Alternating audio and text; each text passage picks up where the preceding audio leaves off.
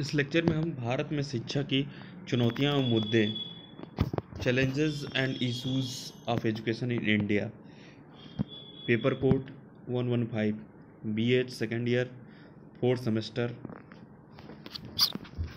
चलिए शुरू करते हैं। अब MCQ देखेंगे। देखिए, शिक्षा 3 से 6 वर्ष के आयु वर्ग के बच्चों को दी जाती है। तो जानिए, पूर्व प्राथमिक शिक्षा दी जाती है। पूर्व प्राथमिक शिक्षा दी जाती है। शिक्षा का उद्देश्य बच्चों में अच्छी आदतों का विकास करना व सामाजिक अभियोजन व शिष्टाचार को समझने में मदद करता है। क्या मदद करेगा? पूर्व प्राथमिक शिक्षा मदद करता है। पूर्व प्राथमिक शिक्षा का मूल उद्देश्य बालकों में विकास करना है, सामवेगिक, शारीरिक और बौद्धिक, तीनों ये सभी। पूर्व प्राथमिक शिक्षा है जो दी जाती है 3 से 6 वर्ष के आयु वर्ग को। पूर्व प्राथमिक शिक्षा का उद्देश्य है बालक हितैषी वातावरण प्रदान करना, बालक का शारीरिक तथा मानसिक विकास करना, एक अच्छे नागरिक गुणों का विकास करना। उपरोक्त सभी। भारत में प्राथमिक शिक्षा प्रदान की जाती है सरकारी संगठनों द्वारा, गैर सरकारी संगठनों द्वारा, दोनों द्वारा, और व दोनों। पूर्व प्राथमिक स्तर पर प्रशासन और पर्यवेक्षण की कमियां हैं। शिक्षकों की कमी, अनुपस्थिति, उचित पाठ्यक्रम का अभाव और स्वच्छ जल का अभाव, ये सभी।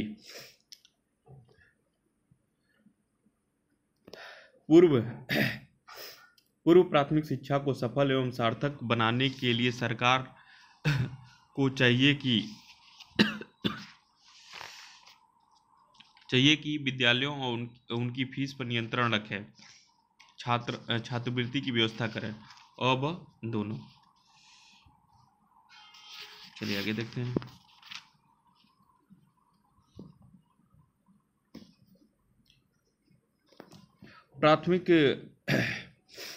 प्राथमिक शिक्षा का उद्देश्य क्या है?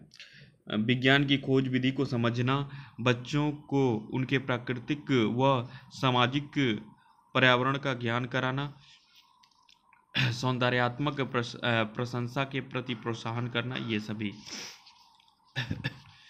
शिक्षा का प्राथमिक शिक्षा का अर्थ है प्रारंभिक शिक्षा या मुख्य शिक्षा। प्रारंभिक शिक्षा या मुख्य। 6 से 14 वर्ष के बच्चों के लिए राष्ट्रीय शिक्षा आयोजन सर्वप्रथम किसने प्रस्तुत की थी? महात्मा गांधी जी ने। 6 से 14 वर्ष के बच्चों के लिए अनिवार्य एवं निःशुल्क शिक्षा का निर्देश प्रारंभ में संविधान की किस धारा में दिया गया था? 45वीं। माध्यमिक शिक्षा के अंतर्गत कितने वर्ष के बालक आते हैं? 14 से 18 वर्ष। राष्ट्रीय शिक्षा नीति सन 2020 में माध्यमिक शिक्षा कितने वर्ष तक के विद्यार्थियों को दी जाएगी? 16 से 18 वर्ष। माध्यमिक शिक्षा प्राप्त करते हैं 14 से 18 वर्ष के बालक / बालिकाएं। माध्यमिक शिक्षा बड़ी है प्राथमिक शिक्षा और उच्चतर शिक्षा से।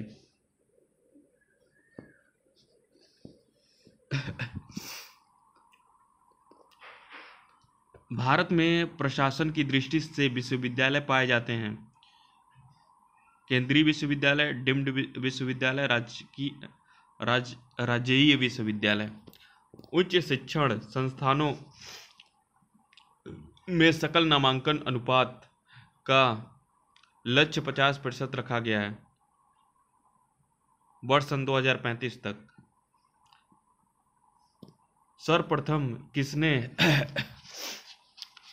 सर्वप्रथम किसने केंद्रीय सभा में अनिवार्य शिक्षा के बारे में प्रस्ताव पेश किया था?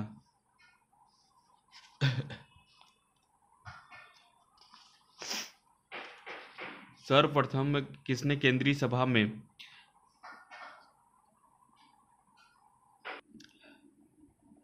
सर्वप्रथम किसने केंद्रीय सभा में अनिवार्य शिक्षा के बारे में प्रस्ताव पेश किया था? गोपाल कृष्ण गोखले। किस आयु तक के बच्चों के लिए अनिवार्य शिक्षा का प्रावधान है? 14 वर्ष तक। संविधान के किस संशोधन में शिक्षा के मुक्त एवं अनिवार्य बनाया गया? 86वें संशोधन से। ICDS का पूरा नाम क्या है? Integrated child development scheme. Kasturba Gandhi Balika Vidyalaya योजना की शुरुआत कब हुई थी?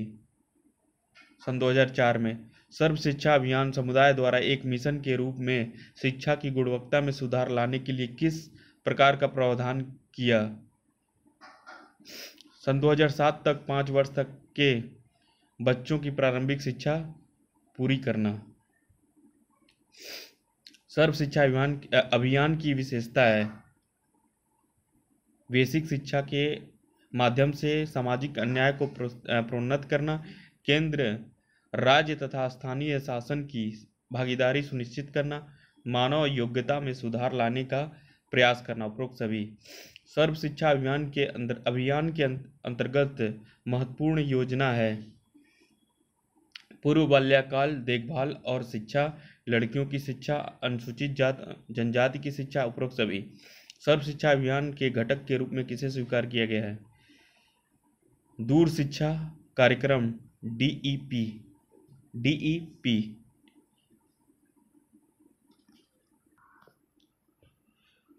निजी स्कूलों में पिछड़े वर्ग के बच्चों के लिए आरक्षित किए जाने का प्रावधान है 25 सीटें। निजी क्षेत्र में प्रत्येक विद्यालय में कमजोर वर्ग के विद्यार्थियों का प्रतिशत है 2%। शिक्षा का अधिकार कानून कब लागू हुआ था? सन 2010 में। शिक्षा का अधिकार अधिनियम की विशेषता है 6 से 14 वर्ष के बालकों को निःशुल्क शिक्षा देना, बच्चों को बोर्ड परीक्षा की अनिवार्यता, 2% स्थान आरक्षित वर्ग के लिए सुरक्षित रखा गया। उपरोक्त सभी शिक्षा अधिनियम के अंतर्गत छात्र शिक्षक अनुपात कितना है? 30%। शिक्षा अधिनियम के तहत पिछड़े वर्ग के बच्चों के लिए कितने प्रतिशत सीटें आरक्षित की गई? 15%। शिक्षा का अधिकार अधिनियम के अंतर्गत शिक्षक को प्रत्येक सप्ताह कितने घंटे विद्यालय में देने हैं? 45 घंटे। देखिए 40 घंटा दिया, लेकिन मैंने बुक में शायद 45 घंटा पढ़ा है, इसे कंफर्म कर लीजिएगा। इनके अकॉर्डिंग 40, लेकिन मेरे अकॉर्डिंग 45। संविधान के कौन से संशोधन के द्वारा शिक्षा पाने का अधिकार को मौलिक अधिकार में शामिल किया गया? 86वां।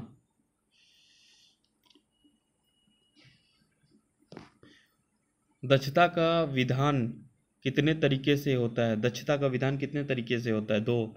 शिक्षा में समानता लाने हेतु कौन सा कार्य आवश्यक है?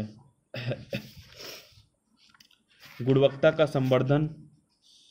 संवर्धित गुणवत्ता का सार्वजनिकरण, ब दोनों। कितने वर्ष की आयु तक के सभी बच्चों को निःशुल्क शिक्षा उपलब्ध कराई गई है? 14 वर्ष तक। संयुक्त राष्ट्र सहस्त्राब्दी शिखर सम्मेलन में कितने विकास लक्ष्य निर्धारित किए गए? 8। सतत विकास लक्ष्य कब प्रभावी हुआ? सन 2016 में। सहस्त्राब्दी विकास सम्मेलन आयोजित किया गया सन 2000। सतत विकास लक्ष्यों की संख्या है 17। सतत विकास लक्ष्यों को कब तक पूरा करने का लक्ष्य रखा गया? सन 2030 तक। सतत विकास लक्ष्य सन 2030 के लक्ष्यों के मापन हेतु कितने उद्देश्य निर्धारित हैं? 169।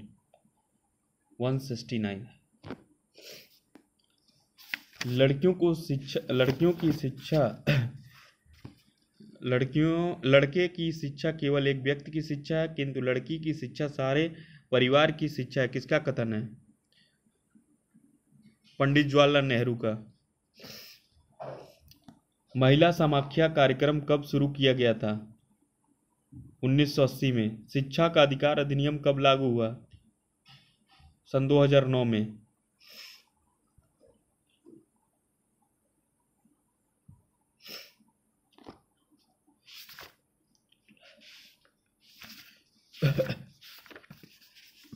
छात्र असंतोष के कारणों को हम कितने रूप में विभाजित कर सकते हैं? 4। संतोष छात्र संतोष की अवधारणा की विशेषता कौन सी है? जातिगत एवं अन्य प्रतिबंधों की अस्वीकृति, परिवार की महत्ता का कम होना, धर्म का कम महत्व, उपरोक्त सभी। युवा वर्ग की आंदोलनात्मक विचारधारा एवं कार्यप्रणाली है। छात्र असंतोष, युवा आंदोलन, युवा क्रियावान, ये सभी। छात्र असंतोष के लिए सामाजिक आर्थिक समस्याएं कौन सी हैं? भयंकर बेकारी एवं महंगाई, आर्थिक असमानता एवं गला काट प्रतियोगिता, मनोरंजन के वांछित साधनों का अभाव, ये सभी।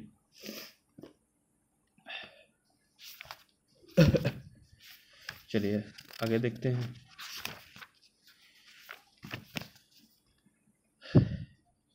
मूल्य वह है जो मानव इच्छाओं की तुष्टि करे।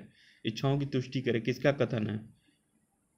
अर्बन का। मानवीय क्रियाओं में, आचार व्यवहार में अच्छाई या शिष्ट का मूल्य क्या है? यह नीतिशास्त्र का विषय है, किसका कथन है?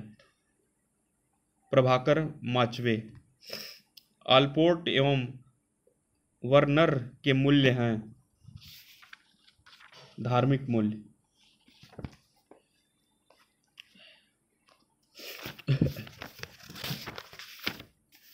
मेरी दृष्टि से राष्ट्रीयता का प्रश्न सामूहिक जीवन, सामूहिक विकास, सामूहिक आत्मसम्मान से संबंधित है। यह कथन किसका है? जिमरन। किसका है? जिमरन का। राष्ट्रीय एकता का बाधक तत्व नहीं है धर्मनिरपेक्षता।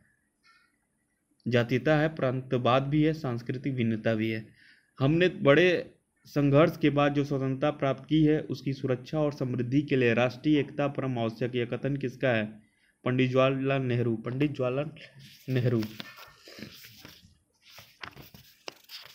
भावनात्मक एकता के कितने स्तर हैं? 4। भावनात्मक एकता से मेरा तात्पर्य है हमारे विचारों भावनाओं की एकता, पृथकता की भावनाओं का दमन है। यह कथन किसका है? पंडित नेहरू का। भावनात्मक एकता समिति के अनुसार शैक्षिक कार्यक्रम के अंतर्गत आते हैं पाठ्यक्रम की पुनर्चर्चा,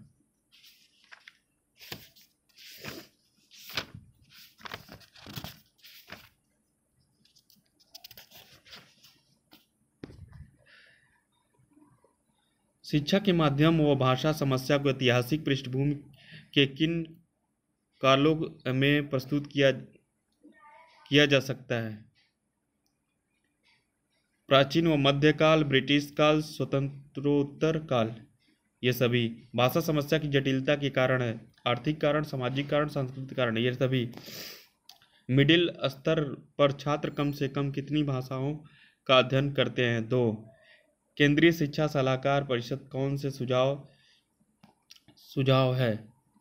संपर्क और राष्ट्रभाषा हिंदी होगी और हिंदी भाषी कोई प्रांतीय भाषा अवश्य, दक्षिण की तमिल भाषा को महत्व है, उपरोक्त सभी। माध्यमिक स्तर पर प्रत्येक छात्र को कितनी भाषाओं का ज्ञान प्राप्त कराया जाता है? 3 भाषाओं का। राष्ट्रीय मुक्त विद्यालय शिक्षा संस्थान की स्थापना कब हुई थी? नवंबर 1989 में। वर्तमान में भारत सन 2019 से 20 में कितने राज्यों में मुक्त विश्वविद्यालय कार्यरत हैं? 14 राज्यों में।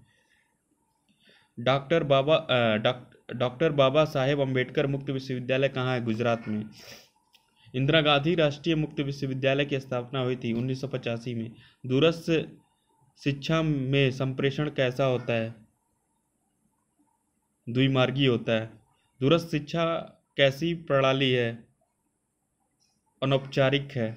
दूरस्थ शिक्षा का प्रयोग कब हुआ था? सन 1982 में। दूरस्थ शिक्षा का सिद्धांत क्या है?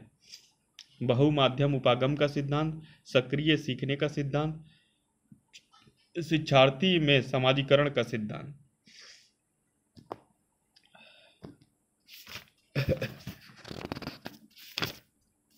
परीक्षा के महत्व हैं। बाह्य परीक्षा, आंतरिक परीक्षा, दोनों सही हो, अब दोनों। परीक्षा में कौन से गुण हैं? परीक्षा के कौन कौन से गुण हैं? तुलना का अधिकार, प्रमाण पत्र का अधिकार का आधार, तुलना का आधार, प्रमाण पत्र का आधार, मापदंडों की स्थिति, ये सभी। परीक्षा प्रणाली में सुधार की क्या आवश्यकताएं हैं? समाज की बदलती आवश्यकताएं, उचित सामंजस्य स्थापित करने के लिए, लचीलेपन के लिए, ये सभी।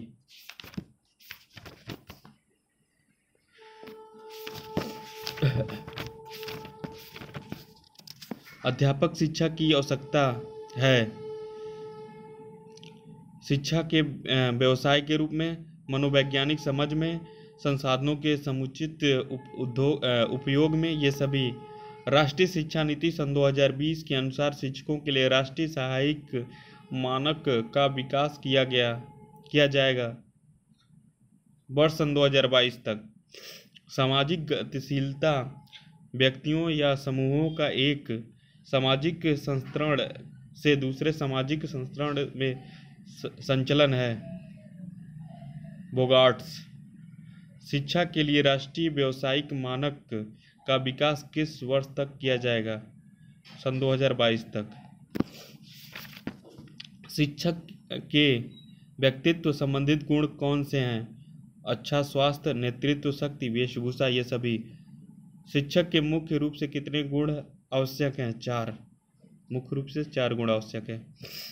राष्ट्रीय एकता में शिक्षक की क्या भूमिका है? उचित समन्वय, विभिन्न संस्कृतियों का ज्ञान, सामाजिक राष्ट्रीय सेवा, ये सभी। शिक्षक की राष्ट्रीय एकता का पाठ पढ़ाने के लिए क्या करना चाहिए? लोकगीतों तथा कहानियों पर बल, राष्ट्रीय भाषा का अधिक प्रयोग, राष्ट्रीय चेतना विकसित करना चाहिए, ये सभी।